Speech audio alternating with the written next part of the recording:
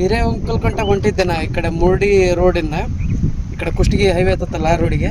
ಇಲ್ಲಿ ಮುರ್ಡಿ ದಾಟಿದ ಕೂಡಲೇ ಇಲ್ಲಿ ಇದೊಂದು ಹಾವು ರೋಡ್ ಕ್ರಾಸ್ ಮಾಡಕತ್ತಿತ್ತೆ. ಸ್ಯಾಂಡ್ ಬಾವ್ ಅಂತಂದಂತಾರೆ, ರೆಡ್ ಸ್ಯಾಂಡ್ ಬಾವ್ ಇಂಗ್ಲೀಷ್ ಒಳಗೆ. ಕನ್ನಡದೊಳಗೆ ಮಣ್ಮುಖ ಹಾವು ಅಂತಂದಂತಾರೆ, ಇಲ್ಲ ಎರಡು ತಲೆ ಹಾವು ಅಂತಂದಂತಾರೆ. ಇದು ಮೂಢನಂಬಿಕೆ, ಎರಡು ತಲೆ ಇರಂಗಿಲ್ಲ. ಆಮೇಲೆ ನೆಕ್ಕಿದ್ರೆ ಕೊಳಿತಂತಂದಂತಾರಲ್ಲ, ಎಲ್ಲಿ ಏನೇನೋ ಆಗಂಗಿಲ್ಲ. ಇದ್ರ ಬಾಯಿ ಇಲ್ಲಿ ನೋಡ್ರಿ, ಇದ್ರ ಬಾಯಿ ಇಲ್ಲಿ ನೋಡ್ರಿ, ಅದ್ರ ಬಾಯಿ ಹತ್ರನೂ ಬಳ್ಳಿಟ್ಟೀನಿ.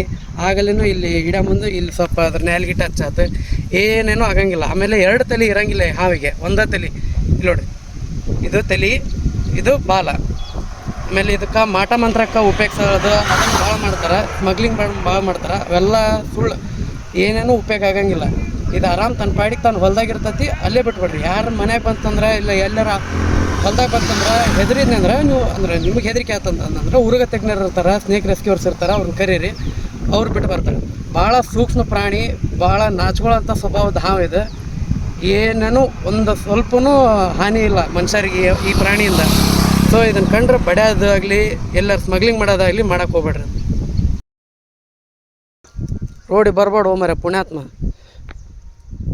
ಜನ ಸರಿ ಇರೋಂಗಿಲ್ಲ, ಆಮೇಲೆ ಗಾಡಿನೂ ಸರಿ ಇರೋಂಗಿಲ್ಲ.